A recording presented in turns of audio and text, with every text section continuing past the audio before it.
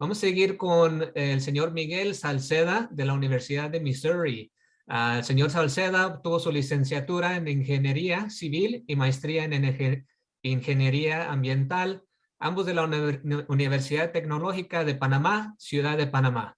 Sus intereses de investigación incluyen el modelado y análisis de aguas subterráneas y superficiales y en la determinación de efectos de prácticas agroforestales en la cantidad y calidad del agua. Bueno, vamos a seguir con agroforestería, una introducción por Miguel Salceda. Miguel, muy buenos días, buenas tardes y bienvenido. Adelante. Buenas tardes. Espero que hayan disfrutado el descanso y que estén descansados para ahora la información que viene. Me comentan si pueden ver ya lo debo tener en full extent.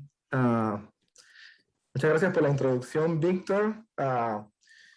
Hoy voy a hablar acerca de agroforestería, pero no solamente eso, sino también que voy a expandir para saber por qué agroforestería depende no solamente de las plantas, sino también del agua y del suelo, que son recursos naturales muy importantes para ello. Déjenme yo solo revisar. Ok, perfecto. Ok, lo primero que tenemos que ver es qué son las prácticas agroforestales o qué es agroforestería. Bueno, la definición que tenemos es que es la introducción intencional, muy importante, tiene que ser intencional, de árboles y arbustos en farmlands, en fincas de cultivo. Entonces, en esas fincas vamos a tener cultivos y también podemos tener ganadería. O sea que aquí vemos en esta foto que tengo aquí, en la foto que está a la izquierda, se ve algo que se llama cultivo de callejón, que yo lo voy a explicar en las siguientes diapositivas, y en la que está a la derecha se ve el silvopastura. Que aquí lo que se hace es que se incorporan árboles a lo que son prácticas de ganadería. Y veremos sus beneficios, veremos un poco de las desventajas también que tiene, porque no todo es perfecto, pero puede casi serlo. Entonces, ahora aquí les voy a mostrar un pequeño video que espero que se escuche el audio, es solamente menos de 3 minutos. Yo voy a estarlo pausando y voy a estar ampliando la información que se muestra en el video. Es acerca de agroforestería.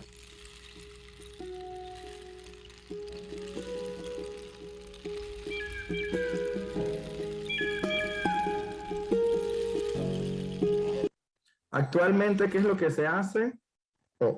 Se está haciendo es que las personas están cultivando intensivamente y estamos tratando de obtener lo más que se pueda de un terreno dado, pero entonces, ¿qué pasa? Que nos olvidamos de que en el futuro, si extraemos tanto de algo que existe, un recurso natural renovable, lo podemos desgastar.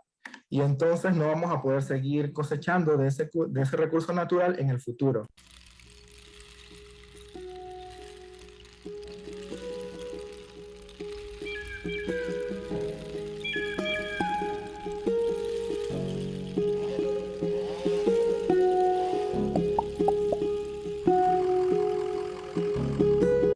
Utilizamos pesticidas para ayudar a nuestros cultivos a crecer. Utilizamos también fertilizantes para incrementar nuestros rendimientos.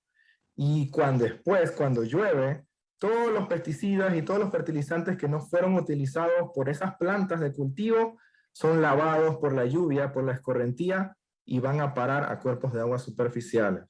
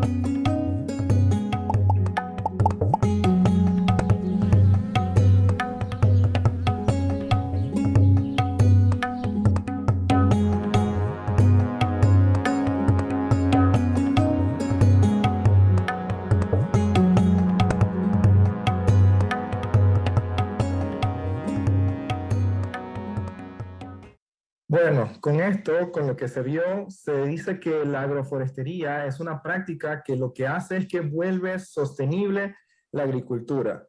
Con la agroforestería tenemos muchos beneficios. Tenemos el hecho de que protege nuestros ríos también, lo que son con los que son los bosques ribereños. Tenemos también una adición de carbón a nuestro suelo. Tenemos también que ellos incrementan lo que es la macroporosidad del suelo, lo que hace que incrementa la capacidad de infiltración de nuestro suelo, o sea que vamos a tener menos escorrentía y va a proteger nuestro suelo de la erosión, que lo va a volver, le va a disminuir su fertilidad. Así que la primera, yo les voy a hablar de 6 prácticas de agroforestería, y la primera se llama cultivo en callejón. ¿Por qué en callejón? Porque si ven, tenemos hileras de árboles, que pueden ser árboles solos o árboles y pastos, y entonces en el medio de ellos tenemos el cultivo principal, que generalmente en el caso de la parte izquierda, la foto izquierda que tenemos aquí, es una rotación entre maíz y frijol de soya. En esta figura que tenemos en la mano izquierda, yo he estado trabajando en estas pequeñas cuencas y he hecho estudios de carbono en el suelo y de calidad de agua. Al final de esta parte de la presentación les mostraré algunos de los resultados de ellos. De las ventajas que tenemos con esta práctica de cultivo en callejón es que las hileras de árboles actúan como una barrera para lo que es la escorrentía. Cuando la escorrentía va utilizando la pendiente, va ganando velocidad. ¿Y nosotros qué queremos? Algo que disminuya la velocidad de esta escorrentía, cosa que entonces ella se puede infiltrar y no solamente nos ayuda a disminuir nuestra erosión, sino también a retener nutrientes, que nosotros o los granjeros también, uno paga por tus nutrientes, tú pagas por tu fertilizante y tú no quieres perderlos. Entonces, la parte de la agroforestería te va a ayudar a retener tus nutrientes en campo, y también al aumentar la cantidad de carbón que tienes en tu suelo, aumenta también la capacidad que tiene el mismo suelo para retener nutrientes. Así que es una relación de ganar-ganar allí. En la parte de agricultura forestal, en esta básicamente se mantiene un bosque, y lo que tú haces es que aprovechas las condiciones de este bosque de iluminación y de humedad para cultivar plantas que son especiales, plantas que tienen alto valor económico, y que no puedes cultivar en un entorno normal. Entonces, por ejemplo, plantas como el ginseng, plantas como muchos hongos, los hongos shiitake, que ahora están muy de moda, y son plantas de alto valor que tú puedes cultivar en este tipo de agricultura forestal. Y también, no solamente eso, sino que también puedes explotar tus terrenos de agricultura forestal si los utilizas para ecoturismo. Así que esta también es una muy buena práctica que muchas personas están haciendo ahora mismo. Con la parte de la silvicultura, que es simplemente añadir árboles en los lugares de pastoreo, lo que tenemos es que estos árboles producen sombra, y a las vacas, a las vacas les gusta mucho la sombra, se sienten más cómodas.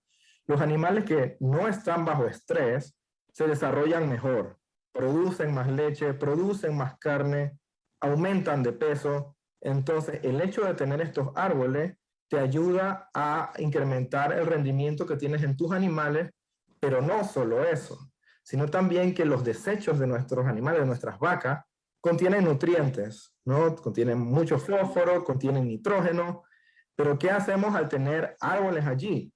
Pues los árboles, ellos absorben nutrientes, entonces cuando tenemos escorrentía y eventos de lluvia, ellos nos van a ayudar a, como quien dice, a tener un efecto de buffer ahí, y lo que vamos a hacer es que vamos a retener muchos de esos nutrientes. En la parte de los bosques ribereños o de amortiguación, probablemente estos son uno de los más importantes, de las más importantes prácticas de agroforestería que tenemos, más sensibles, porque algunos de sus beneficios es que, por lo menos, ellos protegen a los cuerpos de agua, los ríos y las quebradas, de la erosión. Muchas personas, muchos granjeros que dicen, no, yo no voy a tener un bosque ribereño ahí porque yo necesito ese espacio para seguir cultivando mis plantas, mis cultivos, ¿no? Pero ¿qué pasa? Si tú dices, ok, está bien, yo no voy a dedicarle espacio a los bosques ribereños y lo que voy a hacer es que todo va a ser maíz, todo va a ser soybean, como quien dice, a la larga, ese río, esa quebradita va a irse erosionando y tú vas a perder ese suelo que tenías. Entonces, mejor dejar esos bosques ribereños allí que protegen tu tierra, que hacen que esa quebrada no se vaya expandiendo y te la protege también de inundaciones. Entonces, a la larga te produce un mayor beneficio y no solamente eso. También tú puedes manejar los bosques ribereños para obtener frutos, para obtener madera, para obtener otros beneficios. ¿No? También estos bosques ribereños actúan como un filtro. Todo el agua que viene de las partes altas y que va bajando hacia el río tiene algo que le llamamos fuentes de contaminación no puntual, que podrían ser pesticidas, que pueden ser fertilizantes. Entonces, todas estas fuentes de contaminación no puntual van pasando con todo el agua y van a ir directo al río. Pero si tenemos algo que lo intercepte, como son estos bosques, ellos lo van a retener en el tiempo, cosa que pueden favorecer a procesos que naturalmente disminuyen la cantidad de estos nutrientes en la escorrentía, en el agua, y también ellos lo pueden absorber. Entonces, otro beneficio que se le puede agregar es que crean hábitats para vida silvestre, y no solamente para vida silvestre terrestre o aérea, sino también que muchas veces la vida silvestre acuática o muchos animales acuáticos inician su ciclo de vida en la parte de los bosques ribereños. Los bosques ribereños también protegen ese cuerpo de agua de lo que es la evaporación. Es cierto que ellos transpiran, pero también ofrecen una protección a ese cuerpo de agua y protege también lo que es la temperatura de esa agua y mejora la estética del paisaje. La práctica de los rompevientos es una práctica que, si tú la ves, la imagen se parece un poquito al cultivo de callejón, pero la principal diferencia es que la distancia entre las líneas en el rompeviento son mucho mayor que la altura de los árboles. Entonces, ¿cuál es el problema, por ejemplo, con el cultivo en callejón, que es una desventaja? Es que si tú tienes las líneas de árboles muy cerca, vas a tener mucho tiempo quizás en el día en que tus cultivos van a estar bajo la sombra. Y si ellos están bajo la sombra, no van a crecer bien. Entonces, por eso es que es muy importante manejar lo que es la distancia entre ellos. En el caso de rompevientos, no hay mucho problema con eso, porque incluso si les da sombra durante una parte del día, durante la siguiente parte, después del mediodía, entonces ellos van a tener suficiente luz. La ventaja del rompeviento o el objetivo de ellos es proteger el suelo de la erosión por medio del viento, más que por medio del agua, como lo son los cultivos en callejones. Así que estos árboles tienen que ser unos árboles bastante altos. Y en la sexta práctica de agroforestería, que es agricultura urbana, esta es una práctica que aprovecha espacios que no son utilizados. Llámese parques, llámese fincas o terrenos privados que se encuentran en la urbe, que se encuentran en la ciudad, pero no son utilizados del todo. ¿Y por qué? Porque es algo bueno. Porque ¿qué pasa? Que la mayoría de las personas viven en la ciudad. Entonces, ¿dónde es que hay un mayor consumo de alimentos? Por supuesto que en la ciudad. Entonces, se tienen todos estos productos muy cerca del consumidor y se abaratan costos de transporte y de intermediarios. También esta práctica es muy utilizada por asociaciones o partes del gobierno local, que lo que dice es que vamos a desarrollar esta área para proveer, hacer a los pobladores que trabajen allí un poco y que ellos mismos puedan cosechar estos productos. Así que también se puede ayudar a la gente que tiene de repente escasos recursos. Hay muchos planes como este que se ejecutan en Panamá, por ejemplo, y que han sido bastante exitosos con la agricultura urbana.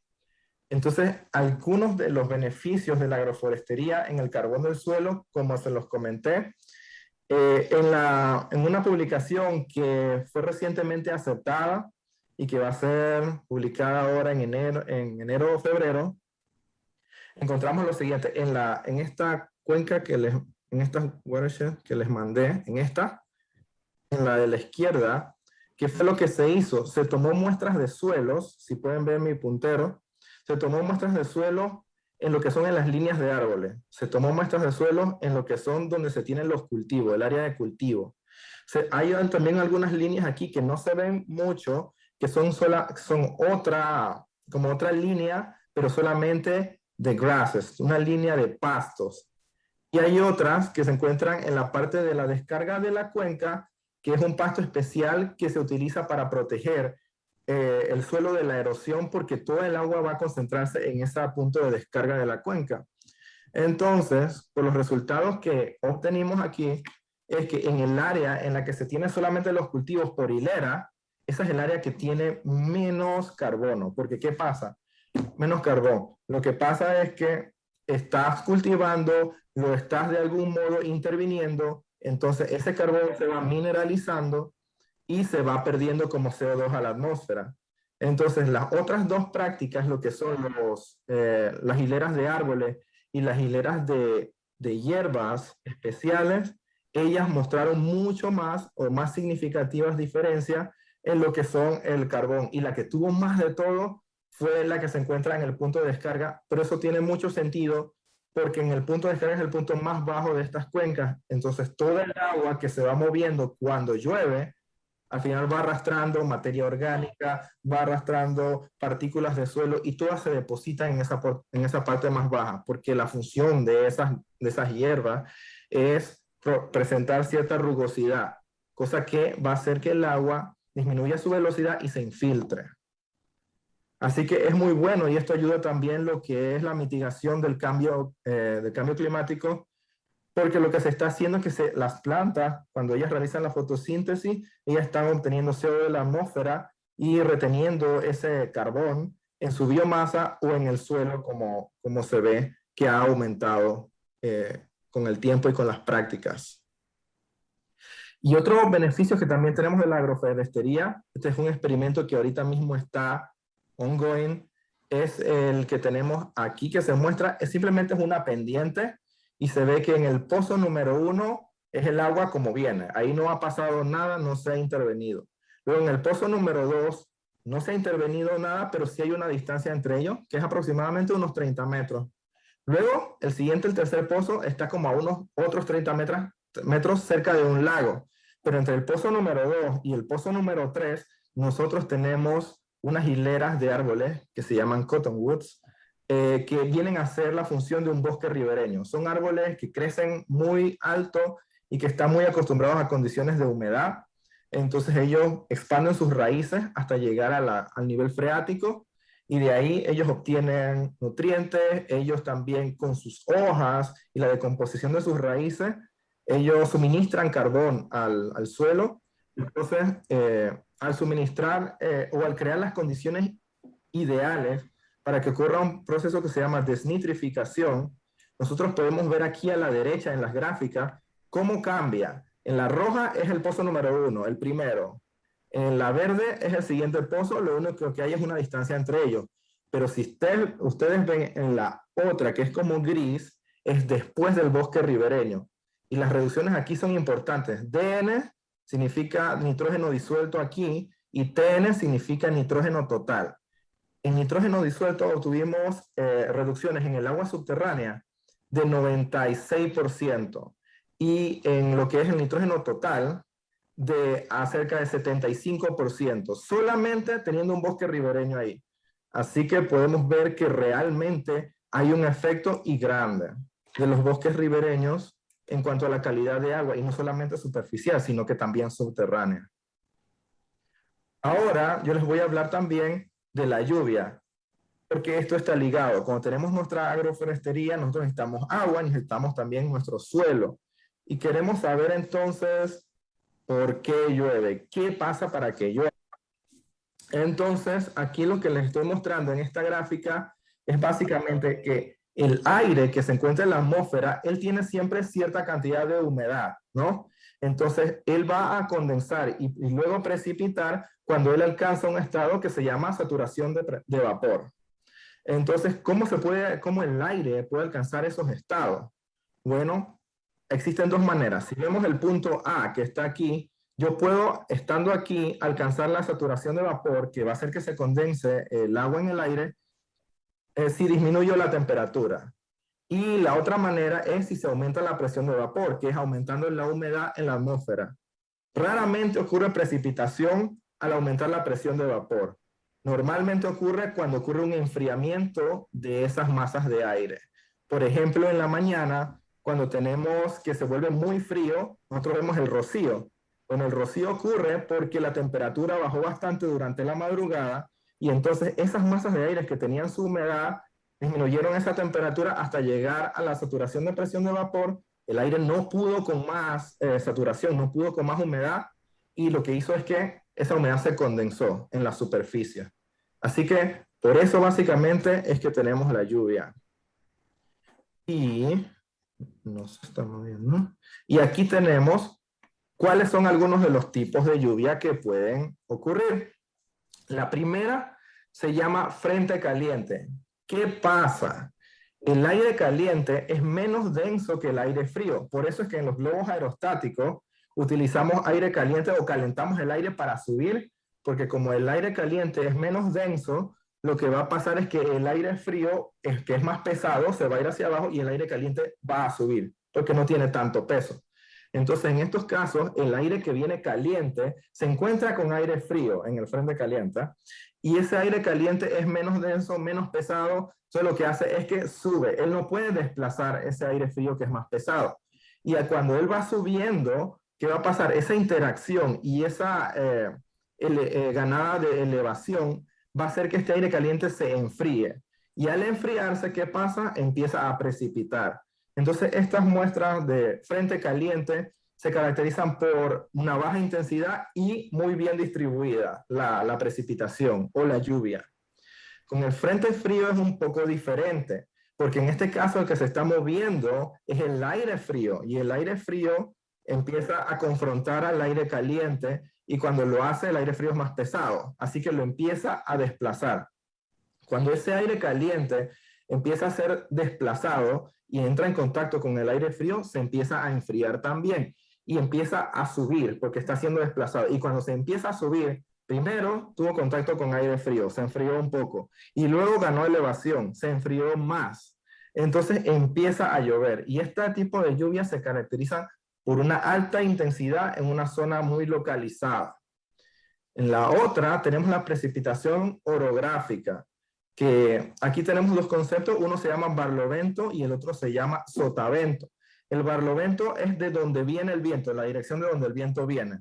Y sotavento es la dirección hacia donde el viento va. Entonces, ¿qué pasa en este tipo de casos? Tenemos aire que generalmente tiene bastante humedad porque viene de contacto con masas de agua, porque el aire absorbe más o menos las características de la superficie con la que tiene contacto. Si el aire viene del océano, va a ser un aire que tiene mucha humedad. Si el aire viene a un desierto, va a ser un aire muy seco, porque perdió humedad al tener contacto con ese desierto. Entonces, en este caso, tenemos este aire que viene con bastante humedad y se encuentra con una montaña. Entonces, él no puede pasar, él tiene que subir por encima de la montaña y cuando va subiendo, va ganando elevación. ¿Y qué pasa cuando ganas elevación? Se enfría. Entonces, al enfriarse, él empieza a alcanzar la saturación de presión de vapor y empieza a precipitar todo, pero en un lado. Y cuando llegas al otro lado de la montaña, ese aire ya no tiene humedad, está muy seco, y entonces se produce algo que se llama la sombra de lluvia. Y esta última, esta cuarta, que se llama precipitación convectiva, es algo increíble porque yo la experimenté el año pasado acá en Missouri. Estaba recolectando muestras casualmente en el lugar de las cuencas que les mencioné. Estaban colectando muestras de agua, era un día caliente, porque esto pasa cuando es muy caliente. Entonces era un día caliente, el sol estaba muy fuerte. Entonces, cuando la radiación solar es muy fuerte y calienta mucho el aire que se encuentra cerca de la superficie, este aire al recibir este calentamiento de golpe, lo que hace es que empieza a subir, porque pierde densidad, porque es un aire que se volvió caliente. Entonces va a empezar a subir, pero empieza a subir con mucha turbulencia y se vuelve muy inestable. Y como sube con mucha turbulencia, es inestable y sube rápidamente porque se calentó rápido, entonces va subiendo hacia la atmósfera se enfría mucho y puedes tener precipitación en forma de lluvia o como la que yo experimenté, que fue en forma de granizo. Fue un granizo tan intenso, pero tan intenso, que yo tuve que detener el vehículo, ponerlo hacia un lado porque no podía ver. Entonces, solamente es en el área localizada. Si tú mirabas como hacia el horizonte, veías el sol completamente normal. Así que esta es muy localizada y muy intensa.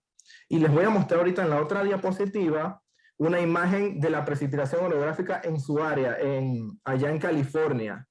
Por ejemplo, yo me fui, como yo sé que ustedes viven allá en California y les encanta y es muy bonito, fui a esta parte en la que se puede ver lo que es la sombra de la lluvia. Si ven, yo lo que hice fue que tracé un perfil aquí y lo dibujé acá abajo.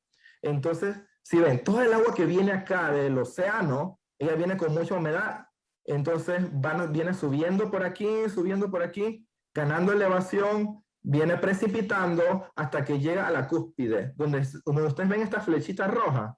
Esta flechita coincide con este punto aquí, que es el punto más alto de esta montaña. Luego empieza a disminuir y aquí se ve lo que se ve, la sombra de lluvia. Este es el desierto acá de Nevada. Así que se puede observar claramente como en un área llueve mucho y en el otro área, luego de que ya llovió, se perdió mucha de la humedad, ya no llueve. Yo les iba a tener casualmente este pluviómetro, que yo lo tengo varios allá en el laboratorio, pero se me complicó la mañana y no lo pude buscar. Pero de todos modos podemos conversar de él, de estos dos. Entonces, el que está a la izquierda, que se ve como un dibujo, este es el pluviómetro estándar, medio que antiguo, que se utilizaba mucho antes, pero que tiene algunas desventajas, como por ejemplo, ellos tienen, el que está a la derecha y a la izquierda, tienen un diámetro interno de aproximadamente de unas 8 pulgadas, porque son bastante estándar, ¿no? Entonces, cuando llueve, toda el agua que llovió en esta área de las 8 pulgadas se almacena aquí adentro. Y después, ¿qué es lo que hace la persona que va a medir la precipitación? Viene, extrae esta tapa de aquí, extrae el tubo pequeño que se encuentra en el centro y lo mide con una regla estandarizada para este instrumento. ¿Por qué? Porque este instrumento tenía un área mayor al principio y luego aquí hubo una contracción. O sea que necesitamos utilizar la regla que es para este instrumento para medir la cantidad de agua que cayó en una zona determinada. Y esta cantidad de agua la medimos en unidades de distancia, no tanto de volumen, porque si yo hablo de volumen, ¿qué vamos a hacer? Yo tengo que medirlo en un área por lo menos en mi parcela o en esta cuenca hidrográfica. Entonces no va a aplicar para todo el mundo, pero si yo te la doy en distancia, tú nada más tienes que multiplicar esa distancia o esa profundidad de agua de lluvia por tu área de tu finca, de tu cuenca, y tú puedes saber exactamente cuánto volumen cayó en tu cuenca. Una de las desventajas de este equipo es que, por ejemplo, generalmente se setea o se fija una hora en la que tú lo vas a buscar, a medir. Generalmente en la mañana, 6, 7 de la mañana, tú dices, yo voy allá, mido, boto esa agua, lo pongo y regreso al día siguiente. O sea que la resolución entre mediciones generalmente era de un día. Si lo hacías de más de un día o de, digamos, de 12 horas a 12 horas, es un milagro porque no tenía el personal. Es muy difícil conseguirlo que vaya y lo haga o que alguien esté allí. Entonces, también otra desventaja es que si yo voy en la mañana, a las 6 de la mañana, mido algo y viene y llueve, luego durante el resto del día hace mucho sol, vamos a tener también cierta evaporación aquí. Entonces, ya lo que yo voy a medir no fue exactamente la cantidad de lluvia que cayó, sino que es la cantidad de lluvia que cayó menos lo que se evaporó. Entonces, ahí tendría que utilizar algo que se llama un tanque evaporímetro para cuantificar esa evaporación. Entonces ya realiza todo mucho más complicado.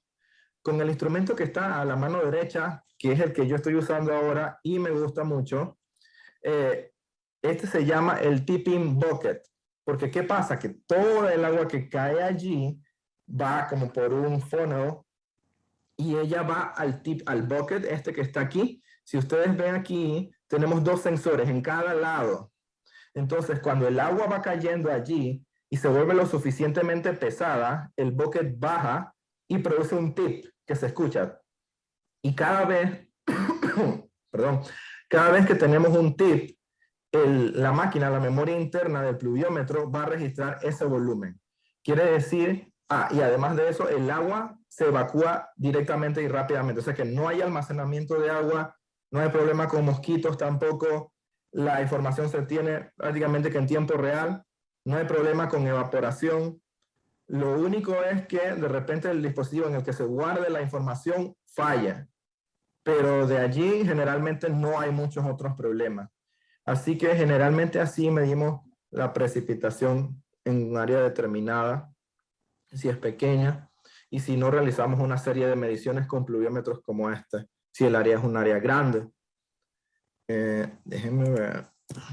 Ok, y ahora les voy a hablar un poquito de lo que es el agua en el suelo, y este concepto es muy importante para nosotros que tenemos plantas y cultivos, porque esto determina también cuánto yo puedo cultivar, porque esto determina lo que es la cantidad de agua que se va a tener disponible para las plantas. Y yo les voy a hablar ahorita de unos conceptos que vamos a discutir, y si después tienen algunas preguntas, definitivamente que me las pueden hacer. Entonces, aquí tenemos algo que se llama el agua gravitacional, que esta es una agua que cuando llueve y el suelo se satura, ¿qué va a pasar cuando recién llueve y el suelo se saturó? El suelo va a empezar a drenar, porque de repente tienes correntía, se sobresaturó, y lo que dice es que voy drenando. Esa es el agua gravitacional, el agua que el suelo drena rápidamente. Entonces, lo que aquí llamamos capacidad de campo, viene siendo la cantidad de agua que después de un evento de lluvia grande, se dejó que drenara y que el suelo sí puede retener.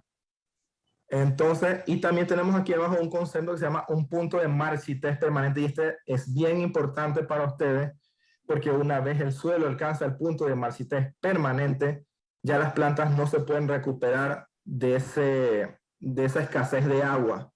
Mientras el contenido de agua se encuentre dentro de estas dos líneas, las plantas pueden sentir estrés, está bien, pero ellas se pueden recuperar. Pero el punto de marchitez permanente dice que ya de ahí para allá va a ser muy difícil.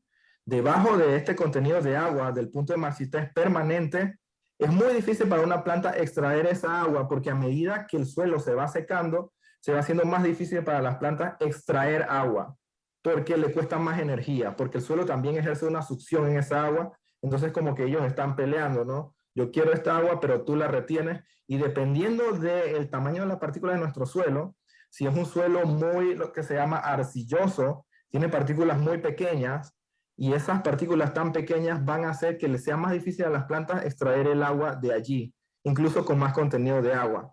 Y suelos que son arenosos, que tienen partículas más grandes, entonces no van a tener ese problema, pero el problema con ellos va a ser que drenan mucha agua rápidamente, así que tampoco pueden almacenar mucho. Por eso es lo que se llama el loamy soils, los suelos así bien loamy, son de los suelos que más son deseables para lo que son la agricultura, porque se encuentran en esta parte media en la que hay una mayor cantidad de agua disponible para las plantas. Y el último tema que tenemos aquí va a ser entonces la erosión. Entonces tenemos dos casos grandes de posible erosión. Tenemos erosión por agua y tenemos erosión por viento. Y por eso tenemos las prácticas agroforestales que lo que hacen es que evitan o intentan evitar estos dos tipos. Tenemos las que son, por ejemplo, todos estos buffers, todas estas líneas de árboles que tenemos bastante espaciadas, que nos ayudan a actuar como barrera contra esa agua, a que se infiltre y no tengamos muchas correntías, como se ve aquí en esta figura en la mano izquierda.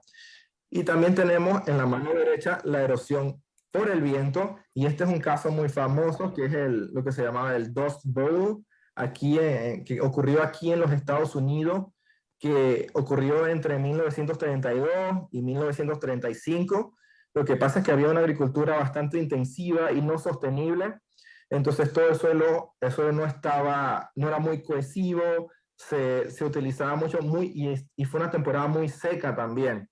Entonces, ¿qué pasó? que los vientos empezaron a levantar mucho del suelo, empezaron a erosionar y causaron estas enormes tormentas con sedimentos.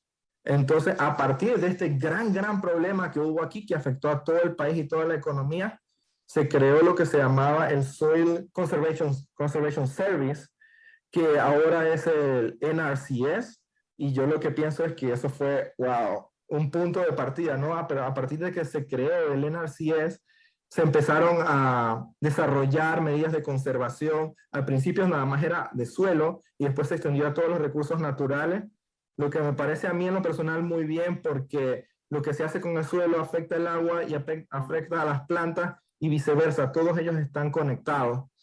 Entonces, tenemos estas dos grandes fuerzas actuando en el suelo para erosionarlo, lo que es el agua y lo que es el viento. Pero también tenemos otros tres factores que dependen del área.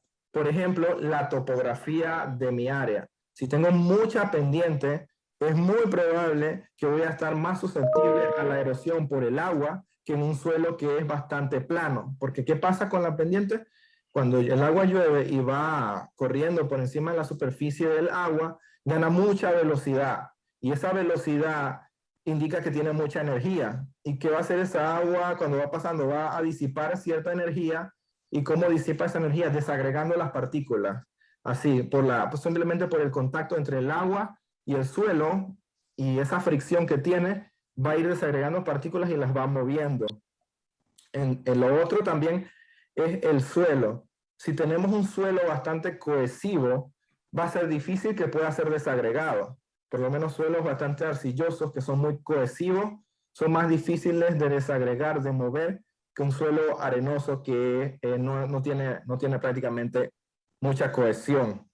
Y el último, que es el que nosotros podemos controlar bastante, es lo que es la cobertura del suelo. Un suelo que no tiene nada de cobertura, ¿qué va a pasar? El viento y el agua van a hacer fiesta con ese suelo, porque va a empezar cuando llueve, las gotas que caen de la atmósfera con una gran fuerza caen, impactan ese suelo y empiezan a desagregarlo. Entonces, el viento puede hacer de la suya, y también lo que es el agua, cuando se va moviendo, ya las tiene fácil porque no tienen ni que desagregarlos. Entonces, con la parte de la cobertura es lo que nosotros tratamos de hacer algunos arreglos con lo que son las prácticas agroforestales. ¿Y cómo se medía o cómo se desarrollaron las mediciones de la erosión en un principio, y que el concepto sigue siendo el mismo, pero estas fueron las mediciones de la erosión principales para la que se desarrolló una fórmula que es la fórmula universal de la erosión de suelo, que nos permite a todos con algunos parámetros calcular, estimar una erosión para nuestro suelo, nuestras áreas. Lo que se hacía, y esto es lo que yo hago en mis experimentos, pero en una mayor escala, es que tienes una pequeña cuenca que está separada de las otras cuencas. En este caso lo que se usaban madera, se usaban otros materiales aquí en los bordes para aislar esta área, decir que toda el agua que cae aquí va a ir a drenar hasta un punto en común, luego de aquí va y pasa por esos tanques, y luego después del evento de lluvia yo voy allá, recojo esa agua, calculo cuánto volumen cayó en esta unidad pequeña de área, y después lo que hago es que filtro esa agua, agarro un filtro que no tiene nada, lo peso, y tiene que estar seco, y luego agarro y filtro un volumen de agua que conozco, lo pongo en un horno a secar, y luego comparo, y depende, si tiene mucho sedimento, ese filtro que yo utilicé para filtrar el agua que recogí de ahí, se va a ver chocolate. Entonces ahí yo voy a ver el sedimento. Y cuando hago la resta entre el filtro con sedimento menos el peso del filtro original, entonces yo voy a tener la cantidad de sedimento que había en ese volumen determinado que filtré, y puedo sacar una concentración de sedimento. Lo que nosotros estamos haciendo ahora, y esto se hacía antes en muy pequeña escala, porque si ves, lo que se hacía es que se colectaba toda el agua en esos tanques, o sea, tú colectabas toda el agua, que en una cuenca muy grande es imposible, porque estamos hablando de cientos de metros cúbicos, o miles, o millones. Entonces, en mis cuencas, lo que yo hago ahora es que tenemos unos dispositivos aquí abajo, que son como unos robots. Ellos lo que hacen es que dependiendo del nivel del agua, ellos calculan con una sección calibrada cuánto volumen está pasando y toman muestras de agua cada, que yo le digo, cada 5 metros cúbicos toma muestra de agua, cada 10 metros cúbicos toma muestra de agua. Y como yo tengo el caudal que pasó por ahí y tengo los tiempos, yo puedo calcular el volumen total sin tener que almacenar esa agua, porque sería demasiado. Y bueno, esto es todo lo que tenía para hablar con ustedes. Y si tienen alguna pregunta, estaré feliz de responderlas.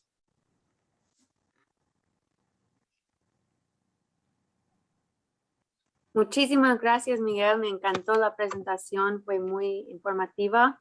Veo algunas preguntas aquí en el chat. A ver, una pregunta de Miriam que preguntó, nosotros alquilamos la propiedad de cultiva, ¿qué será práctico para nosotros sobre el agroforestal, ya que no podemos plantar algo permanente? Y parece que tienen problemas con runoff. Entonces, ¿hay otra solución que podría utilizar Miriam? Ok, si no puedes plantar algo que sea permanente, Miriam, yo lo que te diría es que no uses árboles, digamos. Usa hierbas y pastos, porque si te voy a ser sincero, encontré que las hierbas y pastos aumentan mucho más el carbón en el suelo que incluso los árboles. Y como ellos son muy densos, a diferencia de solamente hileras de árboles, al tener hierbas, ellos también lo que hacen es que actúan como una barrera bastante efectiva para lo que es el runoff. Así que va a causar mucha infiltración, lo que te va a bajar tu problema con el runoff.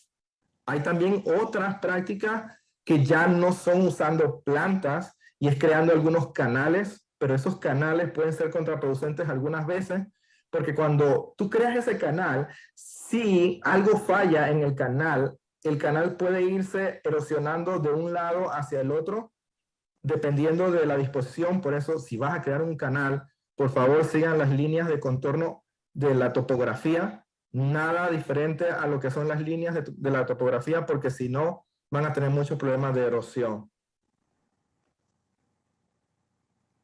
Buenísimo. Y otra pregunta, alguien estaba preguntando sobre proyectos para reforestar. Esa pregunta habla específicamente de Los Ángeles. Pero bueno, yo puedo contestar, sé que hay muchos programas para la reforestación y agroforestería. El HSP, Healthy Soils Program, ahora está reemplazando prácticas de agroforestería y también NRCS tiene otros programas. Y si escriben a nosotros en NCAT, podemos guiarles hacia más proyectos. Pero otra pregunta para Miguel. A ver, aquí Carmen está preguntando, Miguel, ¿qué tipo de especies, árboles o arbustos son recomendables para una hilera de rompevientos para un espacio reducido de 1 metro de ancho máximo? Y está preguntando si el bambú funciona. Bueno, el nombre es Carmen. Bueno, Carmen, el bambú, lo que pasa con el bambú es que el bambú es una planta que es cierto que crece muy rápido, es de las plantas que crecen más rápido en el mundo, pero no desarrolla mucho ese follaje que te ayuda mucho con la parte del viento. 1 metro de ancho máximo, wow, es bastante limitado.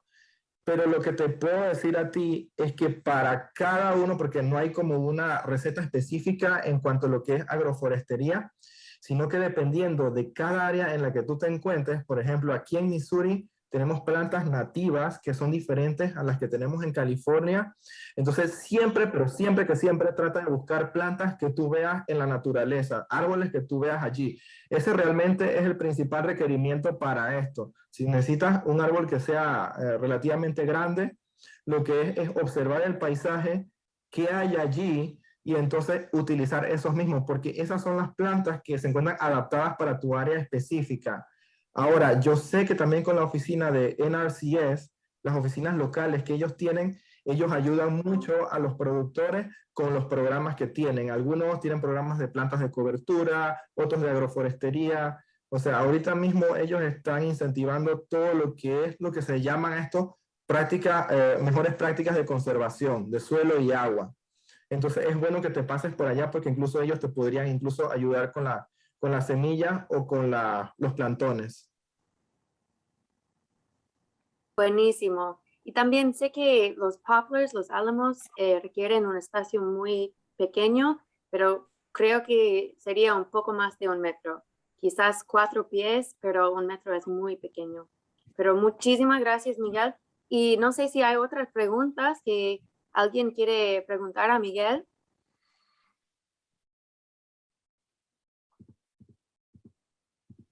Cubriste mucho, Miguel.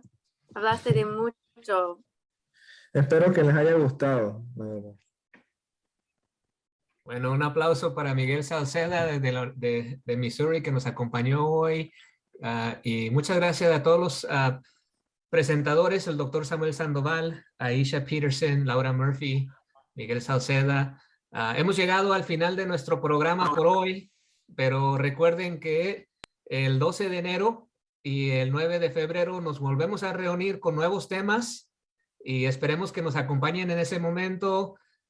Especialmente para el 9 de febrero, donde planificamos de tener una charla virtual simulando o sea, una plática entre agricultores, una plática entre profesionales agrícolas y para poder convivir y conocernos un poco más y hacer esas conexiones que hemos visto en el pasado cuando nos reunimos en persona.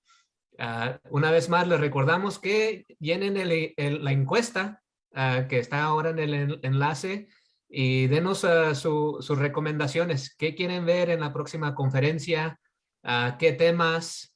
¿Qué prácticas son las que más tienen importancia para ustedes? Y nosotros vamos a hacer lo posible para traerles ese informe.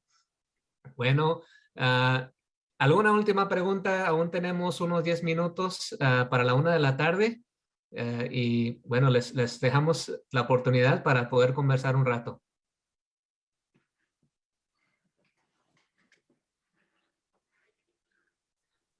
Les damos las gracias a NCAT, el Centro Nacional para la Tecnología Apropiada, en coordinación con el Departamento de Agricultura de los Estados Unidos, en USDA por sus siglas en inglés, por medio de la Agencia Conservación de los Recursos Naturales, NRCS. Aquí estamos para servirles. Omar Rodríguez, Martín Garena, Ann Baer, Catherine Faber, Rex Dufour, Christine Chávez y muchos más organizaciones y profesionales agrícolas que se han unido para traer esta conferencia y proveerles los recursos en su idioma, en español, ¿verdad? Entonces, no es algo fácil porque, o sea, y estamos creciendo la red de profesionales para traerles más informe y también diversificar la conferencia. Pero bueno, recordamos que lo más importante son ustedes, los agricultores. Sin el agricultor no hay trabajo. Entonces, pedimos, déjenos saber qué están pensando, qué pasa por allá. Fernando Flores, ahí miro que está ingresando a la cámara. ¿Algún comentario? Muchas gracias por todos sus relatos, están muy interesantes. Yo estoy hablando aquí de Livermore, California, de Wente Family Estate, una guainería. Me gustaría para el próximo programa algo más a fondo sobre plagas, enfermedades y control en las uvas, control de enfermedades y plagas. Perfecto. Gracias. Muchas gracias. Gracias, señor Flores, por acompañarnos. También miro a José Robles. José, nos has acompañado a través de las 7 conferencias. ¿Algún comentario? Creo que tienes bastante experiencia. Has desarrollado un rancho ejemplar. ¿Algo que nos quieres compartir hoy? A ver, ahora sí. Pues muchas gracias a todos los participantes. La información, pues muy amplia y creo que bastante beneficiosa. Y ahorita, pues claro que ojalá también se empiece a mirar un poquito más. Como ya cambiamos de lugar, pues hemos cambiado nuestra dirección. Pero creo que de todas maneras todo aplica. Pero sí ocupamos a aprender un poquito más sobre... me gustó mucho el pastoreo, lo que estuvo hablando Miguel. a la reforestación o forestación y a combinar los árboles, el pastoreo y por supuesto la manera en que tiene para retener el agua. Así que me gustaría un poquito más ver sobre los animales ahora más adelante.